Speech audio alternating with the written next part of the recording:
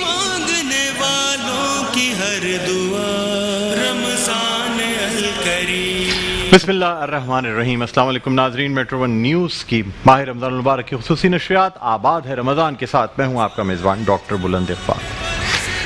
ناظرین، اللہ تعالیٰ سورۃ القدر میں ارشاد فرماتا ہے کہ بے شک ہم نے اس قرآن کو شب قدر میں نازل کیا، یعنی قرآن کا نزول جو کہ لوح محفوظ میں مکتوب کر کے زمین کے آسمان پر اتار دیا گیا، اور اس کے بعد پھر جبریل امین کے ذریعے رسول اللہ صلی اللہ علیہ وآلہ وسلم پر اللہ تعالیٰ کی وحی نازل ہوتی رہی۔ اقرأ بسم ربک الذی خلق،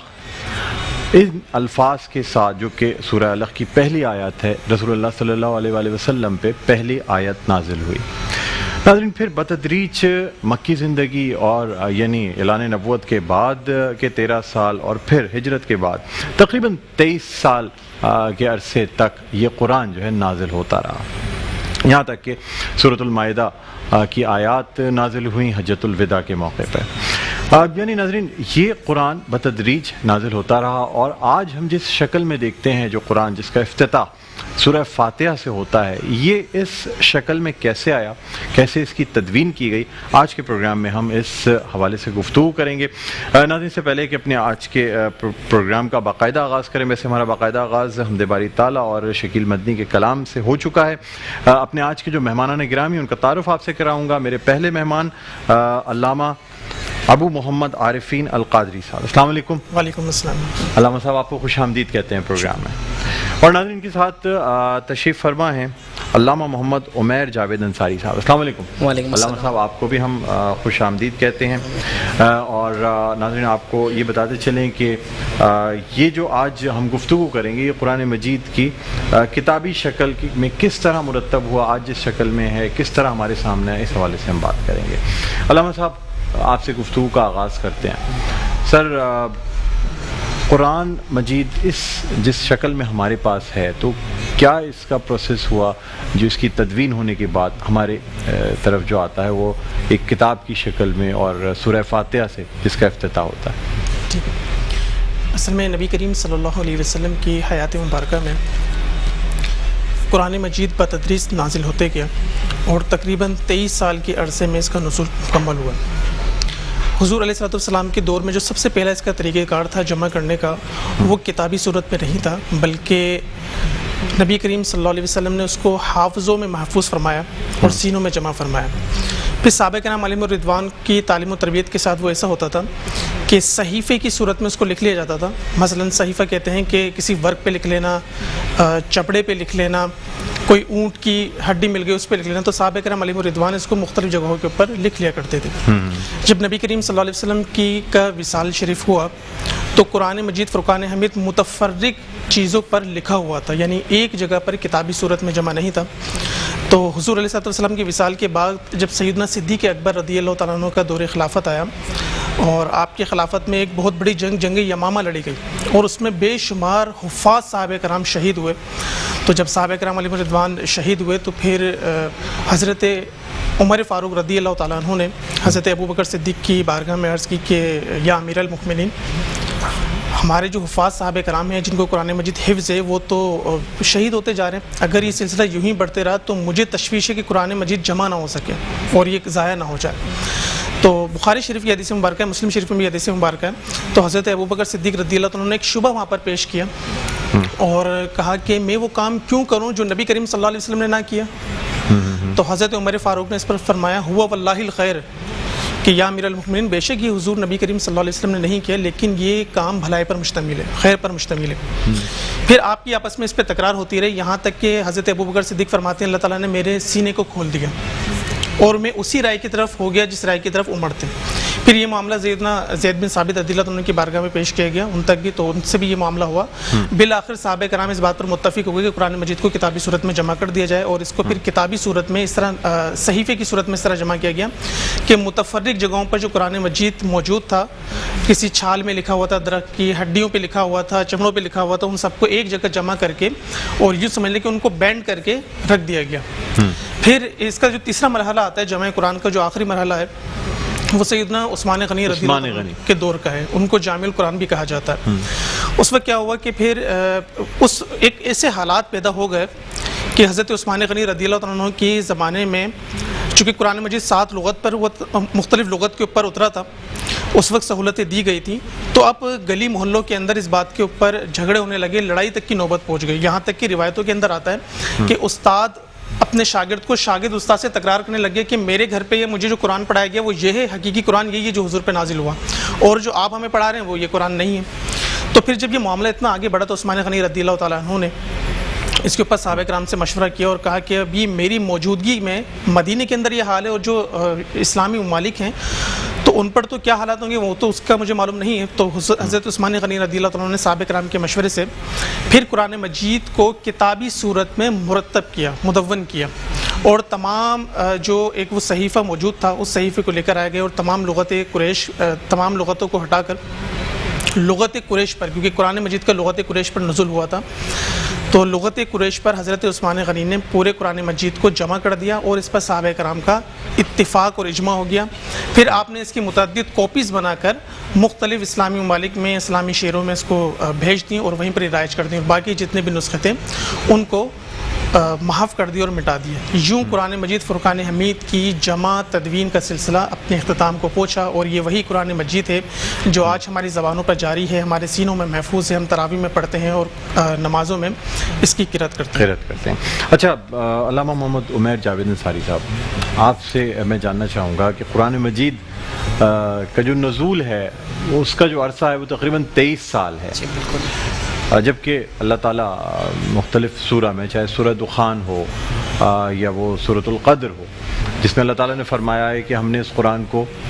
ایک رات میں نازل کیا، تو یہ ذرا بتا دیجیے گا کہ ایک رات میں جو نازل ہوا اور اس کے بعد 23 سال میں کس طرح رسول اللہ صلی اللہ علیہ وآلہ وسلم پر نازل ہو کے ہم تک پہنچا۔ الحمدللہ رب العالمین والعاقبۃ للمتقین والصلاۃ والسلام علی سید الانبیاء والمرسلین۔ بہت پیارا سوال ہے آپ کا، اور کافی لوگوں کو دیکھا گیا کہ اس بارے میں تھوڑا سا وہ کنفیوز ہو جاتے ہیں کہ قرآن کریم کے بارے میں ہم یہ سنتے ہیں کہ وہ لیلۃ القدر میں نازل ہوا، اور یہ بھی ہم پڑھتے آ رہے ہیں کہ 23 سالہ عرصے میں قرآن کریم کا نزول ہوا، تو اس میں تھوڑا سا کلیش آ جاتا ہے کانسیپٹس میں۔ تو اس کو آسان طریقے سے یوں سمجھ لیں کہ اس کی تشریح جو ہے وہ مفسرین نے یوں کی ہے کہ انا انزلناہ فی لیلۃ القدر، قرآن کا نزول تو لیلۃ القدر ہی میں ہوا ہے، لیکن اس کا جو نزول ہے وہ 23 سال کے عرصے میں مکمل۔ اب وہ کیسے؟ وہ اس طرح کہ قرآن لوح محفوظ میں تھا، اللہ رب العزت کا قرآن کلام ہے، اور کلام اللہ لوح محفوظ پر تھا، تو لوح محفوظ سے پہلے آسمان پر مقام بیت العزت پر قرآن کریم کا جو نزول ہوا ہے وہ ایک رات میں ہوا ہے، اسے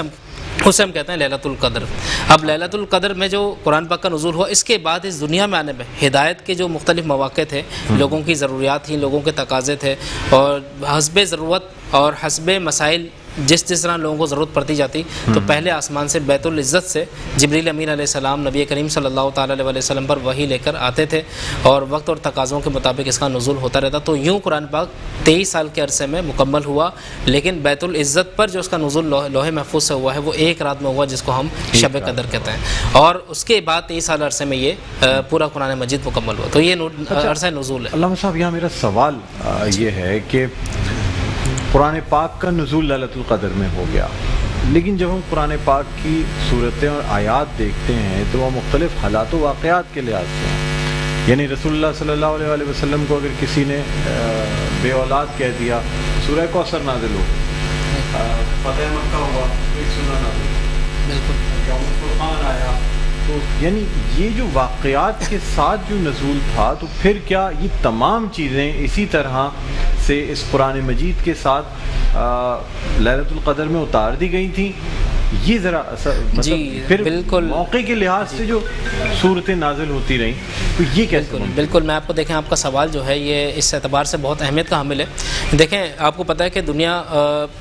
اپنے ایک زمانے پر ایک حالات پر نہیں رہتی. وقت بدلتے رہتے ہیں, دور بدلتے رہتے ہیں, لوگوں کی ضروریات بدلتی رہتی ہیں, آنے والے حالات کا نہیں پتہ ہوتا کہ کب کون سے حالات آ جائیں, کس طرح کے معاملات ہو جائیں. تو ایسے ہی قرآن کریم کا جو نزول ہوا تو بیت العزت پر تو ایک ہی رات میں شب قدر میں یہ نزول ہو چکا تھا, لیکن چونکہ اللہ رب العزت تو عالم الغیب ہے, وہ جانتا ہے کہ آگے کے حالات کیا ہونے تھے. نبی کریم صلی اللہ تعالیٰ علیہ وسلم کو اگر اس دنیا میں منبع ہدایت بنا کر بھیجا گیا تو حضور کے ساتھ راہ حق کی تبلیغ اور اشاعت میں کیا مشکلات پیش آنی تھی یہ تو اللہ رب العزت پہلے سے جانتا تھا. تو اللہ رب العزت چونکہ پہلے سے جانتا تھا, اسی لیے آنے والے وقتوں میں جو مصائب اسلام کو درپیش ہوئے, نبی کریم صلی اللہ تعالیٰ علیہ وسلم نے جن مصائب کو سامنا فرمایا, بلکہ میرے نبی تو فرماتے ہیں کہ راہ حق میں جتنا میں ستایا گیا اتنا اللہ کا کوئی نبی نہیں ستایا گیا. تو حضور پر آنے والی مشکلات اور مصائب کو قرآن کریم نے اس کا حل باقاعدہ پیش فرمایا اور وقت کے تقاضوں کے مطابق وہ آیت نازل فرمائی. جیسے مثال کے طور پر کوئی حضور کی توہین کرتا ہے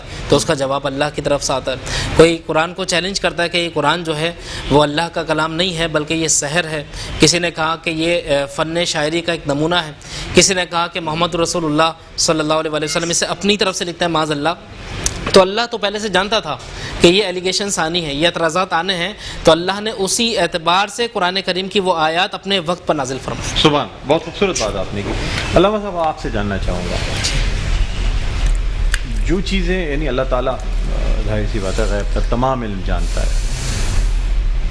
کیا بندوں کے اعمال کا بھی پہلے سے تعین ہو جاتا ہے؟ یعنی خدا نخواستہ اگر مجھ سے کوئی گناہ سرزد ہونا ہے تو کیا اس کا بھی تعین پہلے سے ہوا ہوا ہے؟ کیا پھر اگر تمام چیزیں لکھی جا چکی ہیں تو میری توبہ یا میرے ڈرنے سے وہ گناہ رک سکتا ہے یا نہیں رک سکتا؟ اگر تمام چیزیں لکھی جا ہی چکی ہیں تو پھر جو گناہ سرزد ہو رہے ہیں, جو تمام چیزیں ہو رہی ہیں, اس کا ذمہ دار میں کیوں ہوں؟ ماشاءاللہ, آپ نے جو سوال کیا ہے یہ عموماً آپ لوگوں کے ذہنوں میں موجود ہوتا ہے, تو یہ ایک اشکال بھی ہے اور اس کا تعلق تقدیر سے ہے. بیسیکلی اگر ہم تقدیر کو سمجھ لیں تو آٹومیٹیکلی اس کا سوال کا جواب اس میں شامل ہو جائے گا. لیکن اللہ رب العزت علام الغیوب ہے, اس کا علم ابدی ہے اور ازلی ہے, ہمیشہ سے ہے اور ہمیشہ رہے گا. جو کچھ بھی کائنات میں ہو چکا اور ہونے والا ہے یا ہوگا, اللہ رب العزت نے اپنے علم سے ان تمام چیزوں کو لکھ دیا. بندہ کیا کرے گا, ہم اس پروگرام میں بھی بیٹھے ہوئے ہیں, آپ کیا گفتگو کریں گے, میں کیا گفتگو کروں گا, یہاں سے ہم جانے کے بعد گھر پر کیا کریں گے, یہ ساری چیزیں طے ہو چکی ہیں, ہم کیا کیا اعمال کریں گے, یہ تمام چیزیں اللہ تبارک و تعالیٰ نے لکھ دی ہیں. لیکن کیا اس کے لکھنے سے ہم مجبور ہو گئے؟ نہیں, ایسا نہیں ہے, بلکہ اس میں ایک باریک سے جو ہے فرق ہے, اس کو ملحوظ رکھنا چاہیے. فرق یہ ہے کہ چونکہ اللہ تعالیٰ تمام چیزوں کا جاننے والا ہے, یہاں پر عارفین یہ ڈاکٹر صاحب جو کام کرنے والے تھے اللہ تعالیٰ نے پہلے سے اس کو لکھ دیا ہے. تو اللہ تعالیٰ کے لکھنے کی وجہ سے ڈاکٹر صاحب مجبور نہیں ہوئے, بلکہ ڈاکٹر صاحب یہ کام کرنے والے تھے, اللہ تعالیٰ نے لکھ دیا. مثلا اس کو آسان الفاظ میں یہ بھی چلے فرض کریں مجھ سے کوئی غلطی ہونے والی ہے, میری تقدیر میں لکھی ہوئی ہے, جی, اب وہ رک کیسے سکتی ہے؟ میں اچھے اعمال بھی کر رہا ہوں, میں صدقات بھی دے رہا ہوں, میں حقوق العباد بھی ادا کر رہا ہوں, لیکن میری قسمت میں لکھا ہوا ہے کہ مجھ سے یہ غلطی ہو جانی ہے. دیکھیں, قسمت میں لکھنے سے بندہ مجبور نہیں ہو جاتا. اللہ تعالیٰ نے قسمت کا لکھا مٹا سکتے ہیں آپ یا نہیں, یہ مجھے بتائیں. چلیں, قسمت دیکھیں, تقدیر میں جو چیز لکھ دی گئی ہے وہ مٹ سکتی ہے. تقدیر کی دیکھیں 3 صورتیں ہیں. ایک تو تقدیر وہ ہے جو اللہ تعالیٰ کے علم کا نام ہے کہ اللہ تعالیٰ کے علم میں, وہ تو محو نہیں ہو سکتی کسی بھی صورت میں. اور ایک تقدیر وہ ہوتی ہے کہ جو اللہ تبارک و تعالیٰ نے فرشتوں کو دے دی ہوتی ہے, جس طرح شب برات میں ہوتا ہے کہ سال بھر کا جو معاملات ہونے والے ہوتے ہیں, تدبیرات ہوتی ہیں, وہ فرشتوں کو بتا دی جاتی ہیں. وہ بھی تو اللہ تعالیٰ کے حکم سے ہی ہو رہی ہوتی ہے نا. اس میں فرق کیجیے گا, ڈفرینس ہے اس کے. وہ ہماری دعاؤں سے بدل سکتی ہیں. تقدیر مبرم یہ بدل نہیں سکتی, لیکن تقدیر معلق یہ بدل سکتی ہے. اس میں کیا کیا کام ہوتا ہے؟ اس میں تبدیلی کیسی ہوتی ہے, یہ صرف نظر عوام میں ہے, یہ نظر خلق میں ہے, ورنہ اللہ تعالیٰ کے علم میں تبدیلی واقع نہیں ہو سکتی. دیکھیں اس کو سمجھیے نا, اللہ تعالیٰ تمام علام الغیوب ہے, اس نے جو چیز لکھ دی ہے اس میں کوئی تبدیلی واقع نہیں ہوگی, لیکن اس چیز کی انفارمیشن فرشتوں کو دے دی گئی کہ بھئی یہ کام ہے سال بھر کے اندر ہونے والے ہیں, ڈاکٹر صاحب فلاں والا کام کریں گے سال بھر کے اندر. اب کیا ہوا کہ ڈاکٹر صاحب نے کوئی ایک ایسا عمل کر لیا, یہ صدقہ ادا کر دیا اللہ تعالیٰ کی خوشی کے, بلائیں ٹل گئیں. اب فرشتوں نے اس میں صحیفے کے اندر لکھا ہوا تھا, وہی تو یہ لکھا ہوا تھا کہ رمضان کے 29ویں رمضان کو فلاں معاملہ ہونے والا ہے. اب یہ معاملہ تو نظر نہیں آ رہا ڈاکٹر صاحب کی, اس میں تو یہ ٹل جائے گا. چلیے اس سے مزید آپ سے بات کرتے ہیں. علامہ صاحب, چھوٹا سا ایک وقفے کے بعد دوبارہ آپ کی خدمت میں حاضر ہوتے ہیں, کہیں نہ جائیے گا, دیکھتے رہیے میٹرو ون نیوز کی ماہ رمضان المبارک کی خصوصی نشریات. آباد ہے رمضان. جی ناظرین ویلکم بیک، ایک دفعہ پھر آپ کو خوش آمدید کہتے ہیں میٹرو ون نیوز کی ماہ رمضان المبارک کی خصوصی نشریات آباد ہے رمضان کے ساتھ میں ہوں آپ کا میزبان ڈاکٹر بلند اقبال۔ ناظرین آپ کو بتاتے چلیں آج ہم جس موضوع پہ گفتگو کر رہے ہیں وہ ہے قرآن مجید کا نزول اور تدوین اور ساتھ ساتھ تقدیر کے فیصلے، یعنی شب قدر جس میں قرآن مجید کا نزول ہوا اور اس شب قدر میں جو ہے نا بہت سے فیصلے بھی کیے جاتے ہیں اللہ تعالیٰ کے حکم سے، یعنی جب اس پوری رات جو ہے وہ فرشتے اللہ تعالیٰ کے حکم سے نازل ہوتے ہیں اور لوگوں کی تقدیر کا فیصلہ بھی کرتے ہیں۔ اسی والے سے ہم گفتگو کر رہے ہیں۔ ساتھ میں آپ کو یہ بتاتے چلیں ہمیں بہت ہی خوش لہن نعت خواں ثنا خواں نے جوائن کیا ہے، خوبصورت آواز کے مالک ہیں، ہمارے ساتھ موجود ہیں جناب عظیم قادری صاحب۔ السلام علیکم سر، خیریت سے ہیں آپ؟ فرسٹ کلاس ہیں، آپ کو خوش آمدید کہتے ہیں سر پروگرام میں۔ جی ناظرین تو اپنی ہم اس ٹرانسمیشن کو مزید آگے بڑھانا چاہیں گے، علامہ صاحب ہمارے ساتھ موجود ہیں۔ علامہ صاحب آپ سے یہ جاننا چاہوں گا کہ جس طرح بریک پہ جانے سے پہلے بات ہو رہی تھی کہ قرآن مجید کا یعنی نزول ہونے سے پہلے ہی جو ہے یعنی زمین پہ اترنے سے پہلے لوح محفوظ میں اسے زمین کے آسمان پر رکھ دیا گیا تھا۔ سر اب مجھے بتائیے گا کہ قرآن مجید جب ہم پڑھتے ہیں اور اس کی قرآن مجید کی تلاوت کرتے ہیں تو اس کی کیا آداب ہونے چاہیے؟ کیونکہ ہم بہت سی جگہوں پہ دیکھتے ہیں کہ لوگ چاہے تو اپنے ہاتھ میں رکھ کے قرآن مجید پڑھ رہے ہوتے ہیں وضو کی حالت میں، لیکن بعض لوگ جب تک کہ پراپر اس کا رحل نہ ہو، اس کو جزدان میں نہ رکھا جائے، تکیے کے اوپر نہ رکھا جائے، اس وقت تک نہیں پڑھتے۔ آداب کیا ہیں سر قرآن مجید کو پڑھنے کے؟ قرآن مجید فرقان حمید کے آداب جو ہمارے فقہ کرام نے لکھے ہیں اس میں سے میں چند عرض کرتا ہوں کیونکہ اس کی تفصیل بہت زیادہ ہے۔ سب سے پہلی جو بات ہے ہمیں اس بات کا خیال رکھنا چاہیے کہ قرآن مجید کی تلاوت کرتے ہوئے ہمارا منہ پاک ہو اور کسی قسم کی بو نہ ہو، مثلا لہسن ہے، پیاز وغیرہ ہم نے کھائی ہوئی ہے، اور اس کے لیے بزرگوں نے یہ بھی لکھا ہے کہ اب جب تلاوت قرآن کریں تو الائچی رکھ لیں تاکہ منہ کے اندر خوشبو ہے، تو منہ آپ کا پاک ہونا چاہیے۔ پھر قرآن مجید کے آداب میں سے ہے کہ ہم پاک اور صاف ستھری جگہ پر قرآن مجید کی تلاوت کریں، ناپاک جگہوں پر جیسے بیت الخلا ہو گیا، واش روم ہو گیا، یہاں پر ہم تلاوت قرآن نہ کریں، یا وہ جہاں پر گندگی ہو وہاں پہ بھی قرآن مجید کی تلاوت نہیں کرنی چاہیے۔ قرآن مجید فرقان حمید ہر شخص پڑھ سکتا ہے، ہر مسلمان پڑھ سکتا ہے، چاہے وہ بے وضو ہو یا بے وضو نہ ہو، یا اس کے اوپر جو ہے وہ وضو واجب ہو، لیکن جس شخص پر غسل فرض ہوتا ہے اس کو قرآن مجید فرقان حمید پڑھنے کی اجازت نہیں ہوتی۔ ہاں اس کی ایک صورت ہے کہ قرآن مجید کو بطور دعا، وہ آیتیں جو بطور دعا پڑھی جا سکتی ہیں جیسے ربنا آتنا فی الدنیا حسنۃ وفی الآخرۃ حسنۃ وقنا عذاب النار، تو ان کو بطور دعا پڑھا جا سکتا ہے، اس میں پھر غسل کرنے کی بھی حاجت نہیں ہے۔ پھر قرآن مجید کے آداب میں سے وہ سب سے اہم ادب ہے، یہ ہمارے ہاں پہ انفارچونیٹلی بہت زیادہ یہ رائج ہو گیا، قرآن مجید کا حکم ہے وَإِذَا قُرِئَ الْقُرْآنُ فَاسْتَمِعُوا لَهُ وَأَنصِتُوا لَعَلَّكُمْ تُرْحَمُونَ، کہ جب قرآن مجید پڑھا جائے تو بغور سنو اور خاموش رہو تاکہ تم پر رحم کیا جائے۔ تو اس سے آیت مبارکہ سے ہمارے علماء کرام نے یہ مسئلہ اخذ کیا اور بیان فرمایا کہ جب بھی قرآن مجید کی تلاوت کی جائے اس کا سننا واجب ہوتا ہے۔ بے شک جب بھی قرآن مجید کی تلاوت کی جائے، چاہے وہ کوئی نمازی ادا کر رہا ہو یا غیر نماز کے اندر ہو، تو اس وقت خاموش رہنا چاہیے۔ یہاں پر بعض دفعہ ایسا ہوتا ہے کیونکہ معاشرے کی خرابیوں کو بیان کرنا بھی ضروری ہے، بعض دفعہ بعض علاقوں میں ایسا ہوتا ہے کہ شبینہ وغیرہ کیا جاتا ہے تو اتنی تیز آواز میں مارکیٹ ہوتی ہے اور لاؤڈ اسپیکر کے اوپر قرآن مجید چلا دیا جاتا ہے بہت تیز آواز کے اندر۔ اب وہاں پہ قرآن مجید کی آواز بھی آ رہی ہے، تلاوت کی آواز بھی آ رہی ہے، اور ساتھ کے ساتھ وہاں پہ بازاروں کے اندر اپنی عام گفتگو جو ہوتی ہے وہ کی جا رہی ہے۔ تو علامہ غلام رسول سعیدی صاحب نے اس بارے میں لکھا ہے اپنی کتاب میں تبیان القرآن کے اندر کہ اس مسئلے کے اندر واجب ہے کہ آپ لاؤڈ اسپیکر کو ختم کر کے قرآن مجید کی آواز کو کم کر دیں تاکہ لوگ اس سے گناہ گار نہ ہوں۔ اس وجہ سے تو یہ قرآن مجید کے آداب میں سے جب بھی اس کی تلاوت کی جائے تو اس کو بغور سنا جائے گا، خاموشی سے سنا جائے گا، اس کے دوران گفتگو نہیں کی جا سکتی۔ پھر اس کے مزید جو آداب ہمارے بزرگان دین نے بیان کیے ہیں کہ قرآن مجید اگر پڑھا جائے تو جیسا کہ بھی آپ نے سوال کیا کہ جزدان ہوتی ہے، رحل وغیرہ ہوتی ہے، تو ایسے مقام کے اوپر پڑھا جائے جو تعظیم والا ہو۔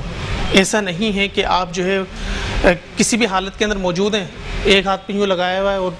قرآن کو اٹھا کے پڑھنا شروع کر دیا، تو قرآن کے تقدس کا بھی ہمیں خیال رکھنا ہے۔ اور مستحب ہے کہ قبلہ روح ہو کے آپ قرآن شریف پڑھیں، قبلے کی طرف آپ کا منہ ہونا چاہیے، کیونکہ نبی کریم صلی اللہ علیہ وسلم کی کوشش یہ ہوتی تھی کہ آپ جو بھی کام فرمائیں تو قبلے کی طرف رخ کر کے کیا جائے، تو ہمیں اس سنت کا بھی خیال رکھنا چاہیے۔ اس کے علاوہ مزید اس کی اور مسائل ہیں، فضائل ہیں، ٹھیک ہے، جس کی ایک تفصیل ہے۔ بالکل بالکل۔ علامہ صاحب آپ سے جاننا چاہوں گا کہ خاص طور پہ قرآن مجید، ہم تو خیر کوئی مطلب بالکل مقدس کتاب ہے، ہم اس کو اپنے سر پہ رکھ کے لے کے جاتے ہیں، بہت جزدان میں لپیٹ کے رکھتے ہیں۔ جب ہم عمرے پہ جاتے ہیں اور مسجد حرام جائیں یا ہم مسجد نبوی جاتے ہیں، عربی جو یعنی وہ ہے نا، کیونکہ ظاہر سی بات ہے ان کی اپنی زبان میں قرآن مجید ہے، وہ اس کو ایک بہت ہی نارمل ایک عام کتاب کی طرح لے کے چلتے ہیں۔ میں نے اکثر مسجد حرام میں دیکھا ہے کہ اپنے سر کے نیچے تکیے کے طور پہ لگانا ہو تو بھی تکیے کے طور پہ لگا لیتے ہیں اس کو۔ اگر مسجد حرام میں، کیونکہ آپ کو پتہ ہے جو جگہ ریسٹ والی ہے یا جہاں پہ وہ چل رہے ہوتے ہیں، لوگ آرام سے ذرا ٹیک لگا کے جیسے بیٹھے ہوئے ہیں اس کو آرام سے پڑھ رہے ہیں۔ اب میں یہ جاننا چاہ رہا ہوں کہ کیا وجہ ہے کہ ہم بہت زیادہ تعظیم لاتے ہیں، شاید ہم اتنا پڑھ نہیں پاتے قرآن مجید کو، ہم صرف اس کو جزدان میں لپیٹ کے رکھنا اور یہ تمام چیزیں کرنا کہ اونچے مقام پہ رکھیں، تکیہ ہو یا یہ تمام چیزیں جب تک نہیں ہوں اس وقت تک ہم نہیں بیٹھیں گے۔ تو یہ فرق کیوں ہے کہ ہم وہاں جو چیزیں دیکھتے ہیں وہ بڑی مختلف نظر آتی ہیں؟ دیکھیں، سب سے پہلی بات تو محترم میں یہ چیز آپ کو بتانا چاہتا ہوں کہ اہل عرب ہمارے لیے رول ماڈل نہیں ہے، رول ماڈل ہمارے لیے نبی کریم صلی اللہ علیہ وسلم کی ذات گرامی ہے، اور ایک بہترین ہمارے پاس جو تھیوریٹیکل رول ماڈل ہے وہ قرآن عظیم ہے۔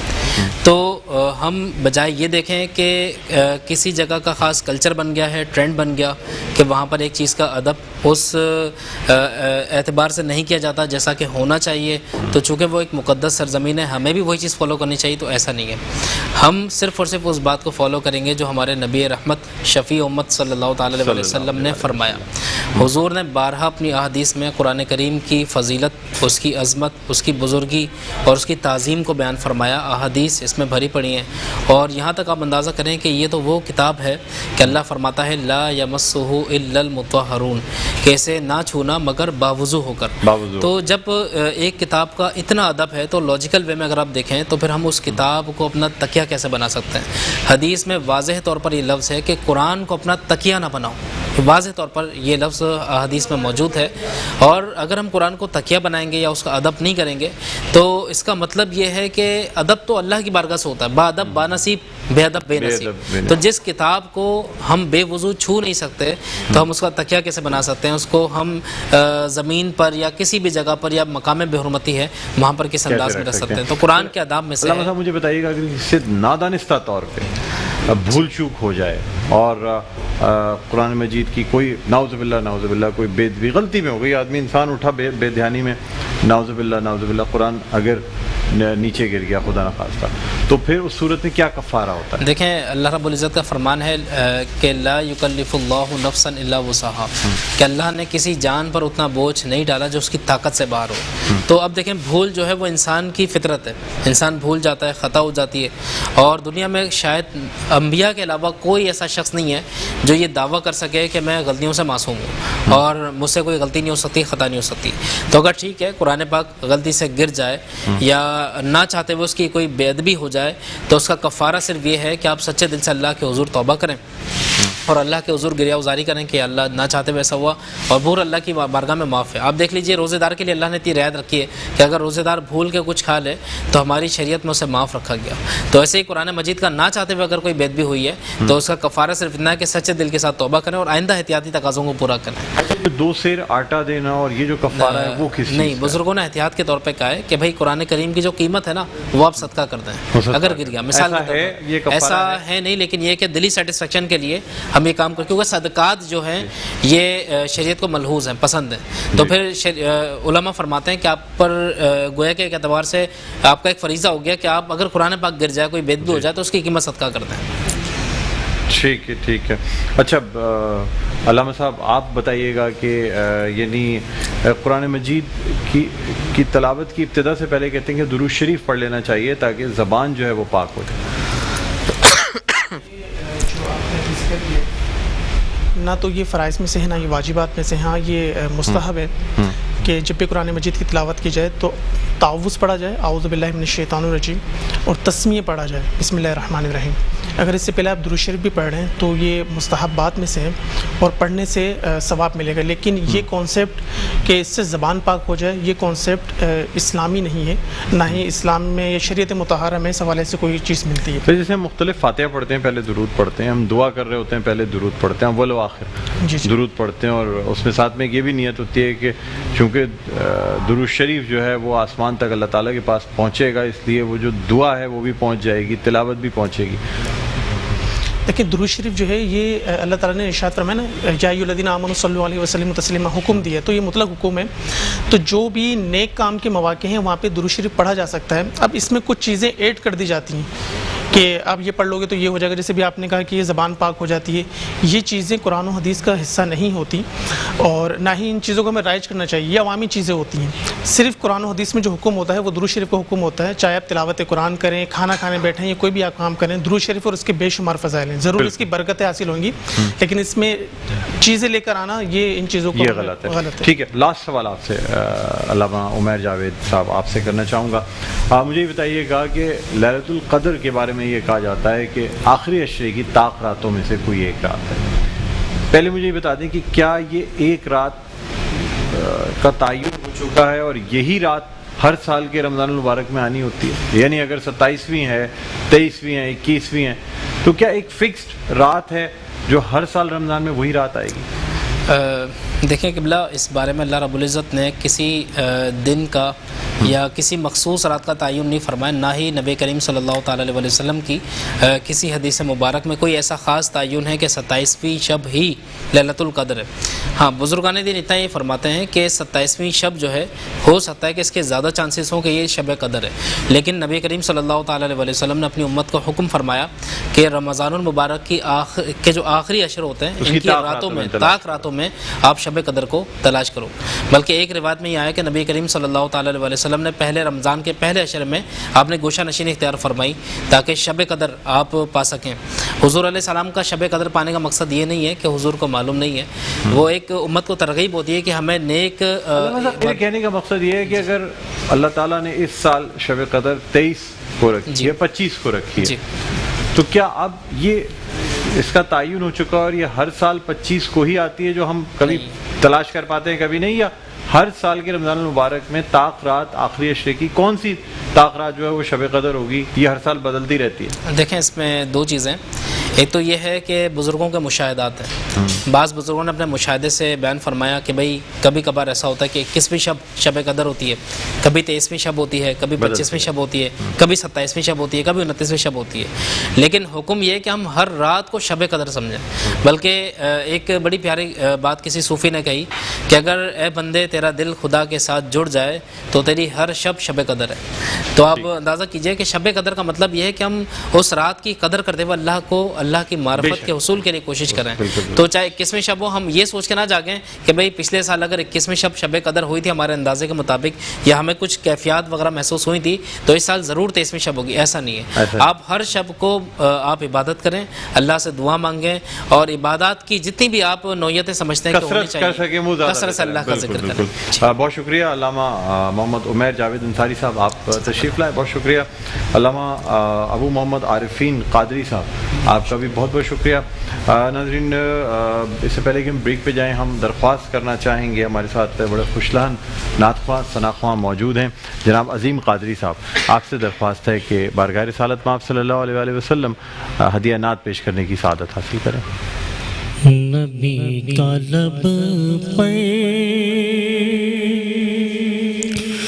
جو ذکر ہے بے مثال آیا، کمال آیا، نبی کا لب پر جو ذکر ہے بے مثال آیا، کمال آیا،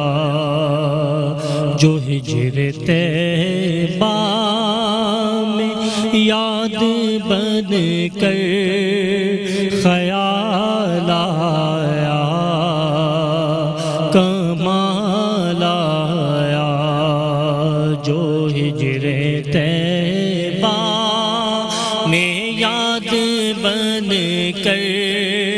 خیال آیا